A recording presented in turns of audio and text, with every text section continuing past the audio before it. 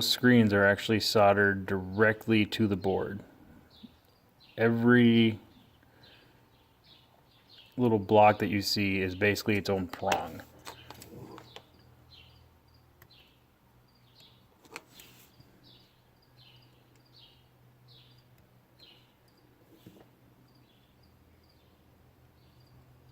There. Let's see if it works. I will put the cluster partially together so it'll actually function, but I will leave the back of it off. And if you have an SI and your beeper's a little annoying, that's this stupid fucking thing right here. You can put a piece of electrical tape over that. Your cluster gets warm so it's not going to peel or fall off, or if you really want you can put duct tape or gaffer tape or whatever you want. But you have to leave this on or your board will not work. But if you want to take it off, this prong, this prong. Now, while I can show you how to do this, I can show you the best ways to do it, I can show you how I do it. One thing is I am not liable for any damage you cause to your own cluster. I am merely showing you how. If you choose to do it, that is up to you. So I will pause the video. I'll put the cluster somewhat back together. I'll show you how I did that. And then we'll go back in the car and we'll see if it works.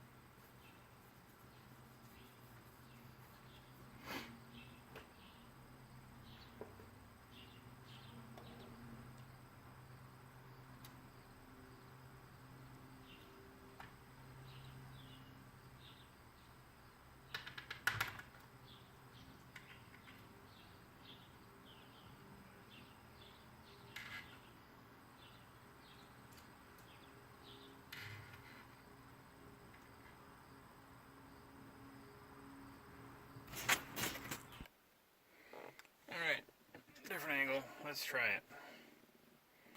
Now also keep in mind the cluster is not fully back together, so when you plug power in, you don't want to touch anything on the back of the board. So let's see what happens.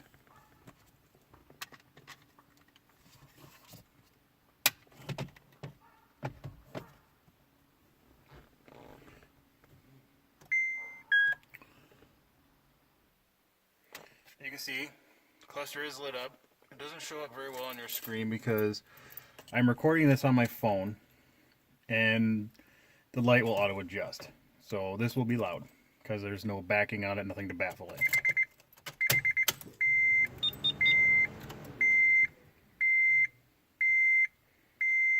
So time to see if this worked.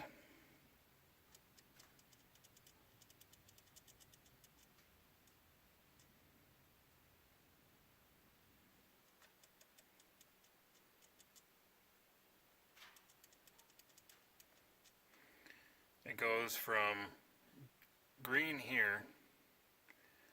Let's see if I can get this to show better.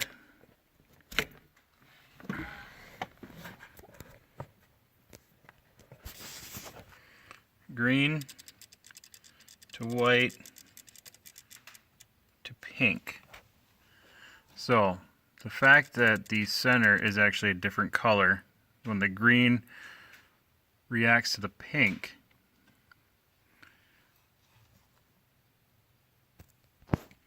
so I think the best thing to do would actually be outside color, one color, and if you want to have the needle rev change or change color when you rev it, which would be kind of neat, I would suggest that these two over here be the same color, because the green and the pink together is just going to show up more white. And then to the red's actually really red way down at the bottom. So I will take those apart. I will pause the video to do that. I'll show you everything that's done in here when it's done. And I'll show you how to put it all back together easily.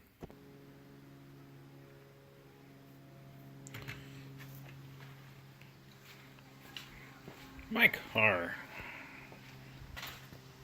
Some people like it, some people hate it.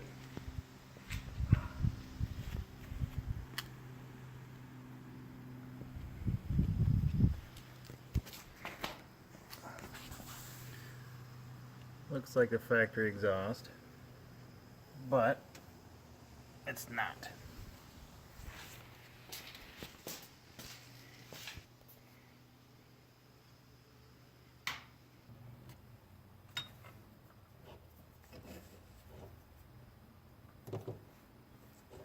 My hand gets in the way, I apologize.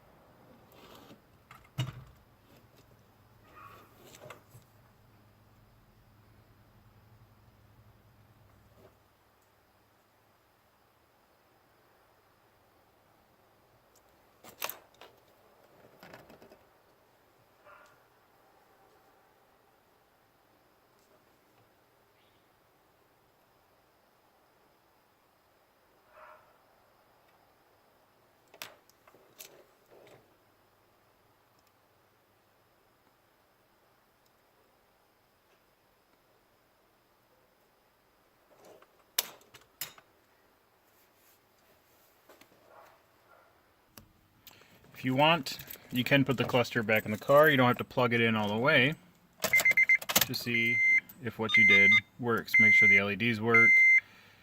Make sure your normal lights come on. Without the board being connected at the bottom, the cluster will still work without a functioning board. Let's put it all back together. Hooray! You have the board, all the prongs, face down.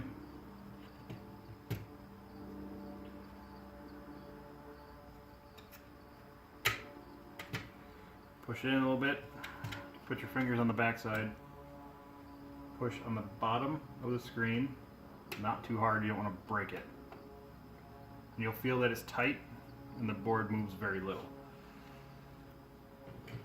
Now you have the back side of the board.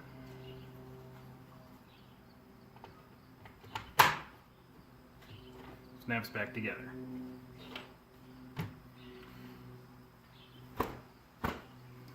Try to have a regular microfiber, preferably something that isn't dirty, doesn't have a whole lot of dust on it, so that way when you wipe everything off, you're not going to end up with dust inside the cluster. And if you do have dust inside your cluster, now is a great time to actually clean it. Center screen.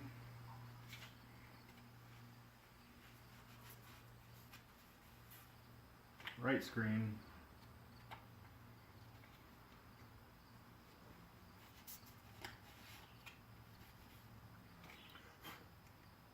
Left screen.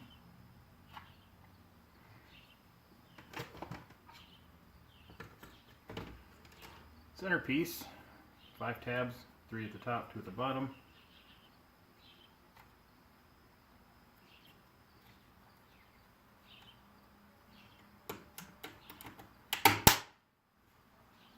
Easy peasy. Gauge needle.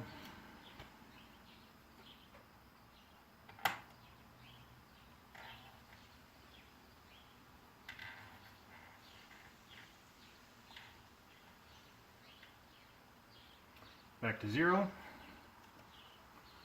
Gauge face, no longer silver. 2 at the top. Secured at the bottom. Center HUD. And I forgot the black piece. Not that it matters because you won't ever see it.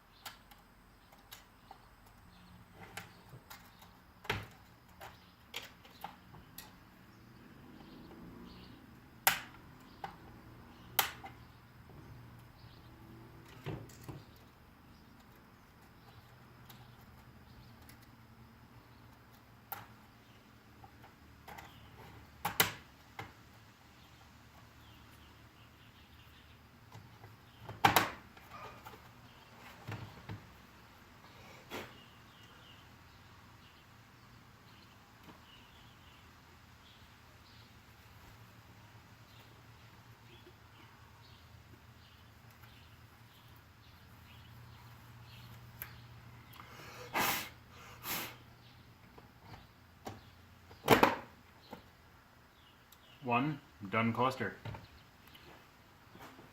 Let's put it back in the car.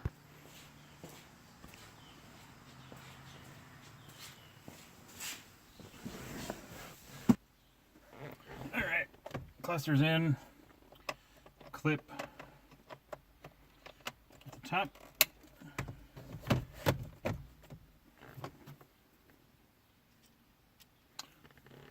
See, I can do it with 9 fingers.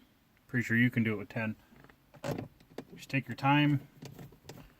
Don't overthink it. I'll put the link in the description where I get all my LEDs from. They have by far the best customer service out of any place I've ever used. LEDs are roughly 20-30 cents a piece.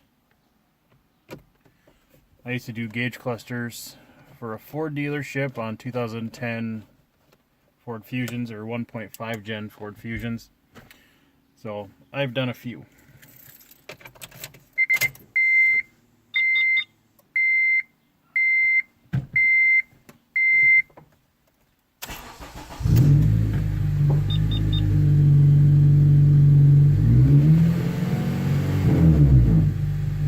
Clustered, the needle does in fact change color. Yes, it's loud and it's cold.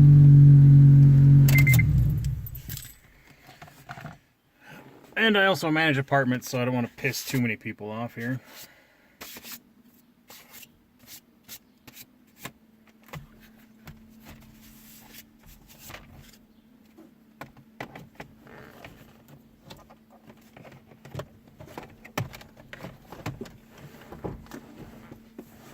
And the clips.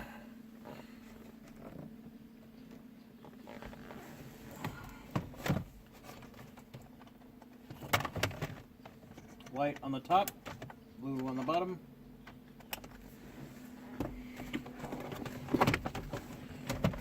Slide it in. Clip. Clip. Clip. Clips down here. Can't see it, I apologize. There's a clip under here.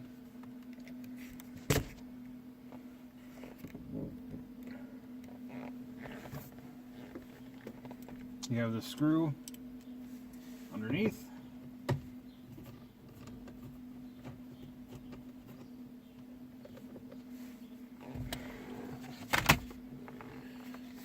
Dash panel, or kick panel, I suppose, if you want.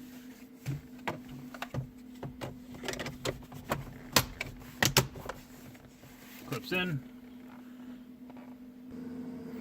Again, pull your weather stripping down.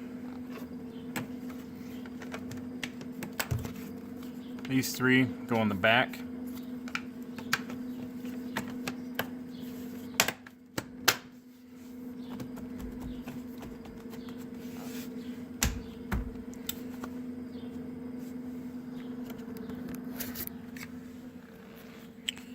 And that is it. But if you really want to get this piece out, you'll take all of this off, like I just showed you.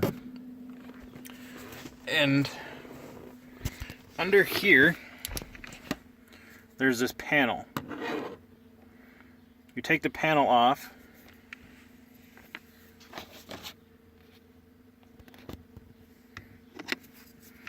Little corner here.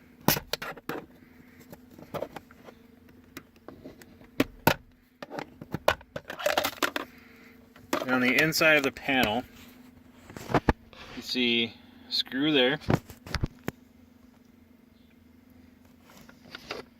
Then there's one over there. That holds your radio in place. You take those 2 off, this whole dash piece comes out. If you disconnect your radio power, you will have to put in the radio code. You can get the radio codes by calling your local dealership. All you do is you give them, there's a code that'll pop up. There's a code that'll pop up in the radio screen up here. you turn your car on, you'll have a radio code that's up here. You'll call them, give them the year, make, and model of your vehicle, if they need the VIN number, whatever. And you'll give them the radio code. You'll press power. You'll say enter code, and you enter it with the 1 through 6. If you cannot get the radio code, you hold power 1 and 6, and that'll give you a serial number of the radio. And that way, you can get your radio code. So, but after you take the radio out, lower gauge bezel out, there's going to be a screw, Phillips pt.2 screw under here. One here, one here, one here, and mine didn't have it, but there's one here. So when you take all that out, this whole panel, all of this, all comes out as one piece. It pulls up and towards you. Then you can get all that out. The cluster is held in with a screw as well.